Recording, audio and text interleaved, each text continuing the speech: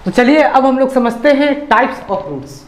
ये वीडियो का पार्ट 2 है। तो हम सबसे पहले आपको बताना चाहेंगे, जैसे कि ये सीड है। अगर क्वेश्चन में पूछेगा कि बताइए रूट का विकास कहाँ से होता है, तो याद रखिएगा रूट का विकास जो होता है रेडिकल से होता है। ये वाला पार्ट रूट का होता है जो नीचे की तरफ जाता है, ठीक है। और यही होता है एक इधर का पार्ट जो ऊपर की तरफ जाता है, जिसको हम क्या बोलते हैं, पलमूले। तो ये तना स्टेम का विकास कहाँ से होता है, पलमूले से होता है। तो ये इसको पलमूले बोलेंगे, पलमूले, और इसको बोलेंगे रेडिकल, ठीक है। ये आपके लिए बेसिक जानना जरूरी है। टाइप्स ऑफ रूट में क्या होता है, टैप रूट होता है। टैप रूट जो होता है वो सारे प्लांट्स में पाए जाते हैं, ठीक है। ऑल प्लांट्स में ये प्रेजेंट होते हैं टैप रूट्स। ये क्या है, ये भूमि है, लैंड है, और ये मैंने प्लांट बनाया, ठीक है। तो ये वाले जो पार्ट होते हैं इसी को हम टैप रूट कहते हैं। ये टैप रूट, और ये सारे प्लांट में पाए जाते हैं। इस अर्थ पर जितने भी प्लांट्स हैं वह सारे प्लांट में टैप रूट प्रेजेंट होते हैं। ये आपको पता चल गया। क्लाइंबिंग रूट किसको कहते हैं, क्लाइंबिंग रूट का मतलब होता है आरोही। जो दीवार पर चढ़ता है उसको हम क्लाइंबिंग रूट कहेंगे, आरोही। इसका एग्जाम्पल हो जाएगा मनी प्लांट, ठीक है। क्लाइंबिंग रूट उसे कहते हैं जो दीवार पर चढ़ता है, ठीक है। और एग्जाम्पल के लिए मनी प्लांट आ गया। हम लोग पैरासाइटिक रूट यानी कि परजीवी, पर का मतलब होता है दूसरे, याद रखिएगा, और जीवी का मतलब होता है जीवित रहता है, ठीक है। जो दूसरे प्लांट के ऊपर जीवित रहता है। आपने देखा होगा वो पीले पीले होते हैं, ठीक है, और बहुत ही कुछ इस तरीके से वह होते हैं, और वह दूसरे प्लांट के ऊपर ही वह क्या करते हैं, जीवित रहते हैं। उसी को हम बोलते हैं परजीवी यानी कि पैरासाइटिक रूट बोलते हैं। आपका एग्जाम्पल के लिए हो जाएगा कसकुटा, अमरबेल का पेड़। अमरबेल का पेड़ ही होता है जो क्या करता है, जो दूसरे प्लांट के ऊपर होस्ट हो जाता है और वह जिंदा रहता है। पर का मतलब दूसरे, जीवी का मतलब जीवित रहता है, जो दूसरे प्लांट के ऊपर जीवित रहता है। आपने देखा हुआ ना, एक प्लांट है और दूसरे प्लांट के ऊपर एक आ गया है, वो पीले पीले होते हैं। ऐसे ही होते हैं वो लोग, काफ़ी पतले पतले होते हैं, लंबे लंबे होते हैं। आपने देखा होगा उसका, जैसे कि अमरबेल का पेड़ आप देख लीजिएगा एग्जाम्पल के लिए, ठीक है। अमरबेल का पेड़, कसकटा। एपिफाइटिक रूट, एपिफाइटिक का मतलब होता है अधिपाद। अब इसको समझ लीजिए, अधिक का मतलब होता है ऊपर, और पाद का मतलब मैं आपको बता रहा हूं। जैसे कि ये है लाइन, ठीक है, और यहां से मैंने एक खींचा तो ये पाद हो गया। इसी को हम पाद बोलते हैं। मैथमेटिक्स में आपने पढ़ा होगा, ठीक है, हाइट एंड डिस्टेंस में इसको पाद बोलते हैं, ठीक है।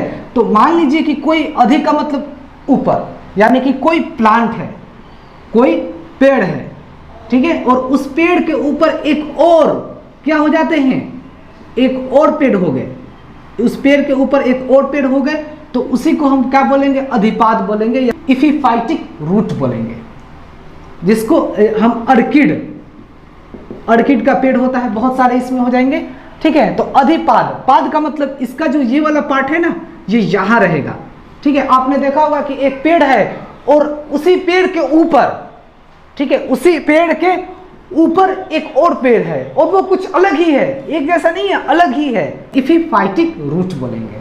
समझ में आएगा क्लियर। एडवेंटिटियस रूट का मतलब होता है जो भूमि के ऊपर होते हैं, ठीक है। अब एग्जाम्पल के लिए आप सारे चीजें लिख सकते हो जिसकी भूमि के ऊपर जो जड़ होते हैं वह आपका हो गया, जैसे कि बरगद का पेड़, बरगद का पेड़ देखा है, ठीक है, मक्का का पेड़, गन्ना का पेड़, ठीक है। तो ये एडवेंटिटियस है, ठीक है। एडवेंटिटियस रूट का मतलब होता है अपस्थनीज।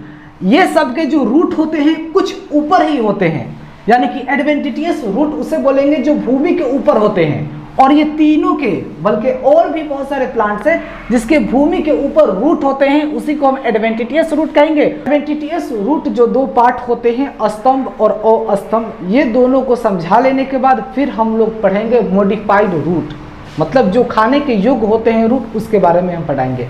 तो एडवेंटिटियस रूट को 2 पार्ट में डिवाइड कर रहा हूँ, ठीक है। एडवेंटिटियस रूट को मैंने 2 पार्ट में डिवाइड कर दिया, स्तंभ कॉलम रूट और अस्तंभ कॉलमनर रूट, ठीक है। अब आपको यहाँ ध्यान दीजिए, स्तंभ रूट किसको कहेंगे, यानी कि कॉलम रूट किसे कहेंगे। हम लोग भाई घर वर मकान वकान बनाते हैं ना, कहते हैं कि कॉलम कीजिए, ठीक है। मेरे मकान में कितने हैं कॉलम, 9 कॉलम है। तो ये कॉलम जो होते हैं ना, जिसको हम पिलर बोलते हैं, पिलर, ठीक है। जब लैंटर होता है तो पिलर होते हैं ना भाई, घर के लिए हम लोग पिलर दिलवाते हैं। कॉलम तो वैसे ही सीधा, तो वो जो कॉलम होता है बिल्कुल सीधा होता है, सीधा होता है। यानी कि जो 90 डिग्री पर रूट हो, 90 डिग्री पर बिल्कुल सीधा, उसी को हम स्तंभ रूट कहेंगे, कॉलम रूट कहेंगे। एग्जाम्पल के लिए बरगद, बरगद का पेड़ आपने देखा है, देख लीजिए, जैसे कि मान लीजिए ये बरगद का पेड़ है, ठीक है, ये बरगद का पेड़ है, ठीक है, ये बरगद का पेड़ है। बरगद के पेड़ के ऊपर ये इस तरीके से होते हैं ना, बिल्कुल सीधे सीधे होते हैं उसके रूट, इसके सीधे सीधे रूट होते हैं, ठीक है, और वह जमीन में टच होते हैं और जमीन के ऊपर भी होते हैं, ठीक है, जो ज्यादा दिन के हो जाते हैं बड़े बड़े, वो बिल्कुल जमीन के टच हो जाते हैं, ठीक है। एक्चुअली बात क्या है कि जो बरगद का पेड़ होता है यह काफी विशाल होता है, काफी बड़ा होता है, ठीक है। तो जब काफी बड़ा होता है तो इसके जो ब्रांचेज हैं, जो शाखाएं हैं, बहुत दूर दूर तक चले जाते हैं, बहुत दूर दूर तक चले जाते हैं। अब उसको इसको अगर सपोर्ट नहीं मिलेगा, वो भी 90 डिग्री पर, तो फिर ये विशाल कैसे हो पाएगा, नहीं हो पाएगा। इसी के लिए यह होता है, ये रूट होते हैं, ठीक है। आपने देखा था हम लोग के गांव में है बरगद का पेड़, उस पर लटक जाओ और सीधा झूलते रहो झूलते रहो, और उसे ये वाला पार्ट को हम लोग पकड़ के और ऊपर चढ़ जाते थे, ठीक है। तो आपने भी देखा होगा बरगद का पेड़, तो इसी को बोलेंगे स्तंभ, ठीक है। ये स्तंभ बिल्कुल, ये जो बरगद का पेड़ का जो रूट होता है बिल्कुल सीधा होगा, तो इसको बोलेंगे स्तंभ, यानी कि कॉलम रूट बोलेंगे। क्लियर। नेक्स्ट आप समझते हैं अस्तंभ रूट। अब आपने देख लीजिए, थोड़ा ध्यान आप दीजिए, जैसे कि ये मक्का का पेड़ है, ठीक है, मक्का का पेड़, तो ये तो होते ही हैं, टैप रूट तो हर प्लांट में होंगे, टैप रूट होते हैं। अब मक्का का पेड़ जब वो सीधा है तो सीधा है, लेकिन जब उसमें फल होते हैं, जब उसमें बाल होते हैं, भुट्टे हो जाते हैं, तो पता है ये क्या हो जाएगा, अनबैलेंस्ड हो जाता है। अनबैलेंस्ड हो जाता है तो आपने देखा होगा कुछ इस तरीके से तिरछा टाइप का रूट निकल जाता है, ठीक है, मैज बोलेंगे, ठीक है, तिरछा टाइप का ये रूट निकल जाता है, ठीक है। ये रूट क्या करता है, यह जमीन से टच होता है तो थोड़ा ये बैलेंस करके रखता है ताकि इधर उधर गिरे नहीं और बिल्कुल पेड़ सीधा रहे। तो ये मैज के प्लांट में भी पाए जाते हैं। और आपने गन्ना का पेड़ भी देखा होगा, मान लीजिए गन्ना का पेड़ है, इसमें भी बिल्कुल ऐसे ही होते हैं, ये टैप रूट होते हैं। मैंने कहा था ना, टैप रूट सारे प्लांट्स में पाए जाएंगे, ठीक है। और इस तरीके से होते हैं, जो निकले हुए होते हैं, ये क्या करता है, सपोर्ट करता है, ये बैलेंस करके रखता है। क्लियर। तो जब तिरछा की तरह निकला हो, तिरछे की तरह जब रूट निकला हो, टैप रूट होने के बाद, टैप रूट तो सारे में होंगे, इसी को हम क्या कहेंगे, टैप रूट कहेंगे, ठीक है। और मैंने कहा था ना, टैप रूट सारे प्लांट में प्रेजेंट होते हैं। तो टैप रूट होने के बाद भी ये तिरछा टाइप के जो रूट निकलेंगे, उसी को हम क्या कहेंगे, अस्तंभ बोलेंगे, अस्तंभ बोलेंगे, यानी कि कॉलमनर रूट बोलेंगे, ठीक है। और जो बिल्कुल सीधा रहे, एग्जाम्पल के लिए बरगद का पेड़, तो जो सीधा रहे उसको स्तंभ बोलेंगे, और जो तिरछा तिरछा निकला रहे, ठीक है, टैप रूट होने के बाद भी तिरछा तिरछा निकला रहे ताकि ये बैलेंस करके रखे, उसी को बोलेंगे हम अस्तंभ रूट। क्लियर। आई होप आपको समझ में आ गया।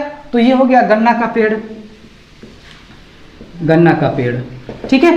तो अस्तंभ रूट में कौन आ जाएंगे, याद कीजिए, और स्तंभ रूट में गन्ना का पेड़ आ जाएगा, मक्का आ जाएगा, और स्तंभ में कौन सा आ जाएगा, बरगद का पेड़ आ जाएगा। इसके जो रूट होंगे बिल्कुल सीधे होंगे, और इसके रूट जो होंगे वह तिरछा तिरछा होगा, इस तरीके से होंगे, ठीक है।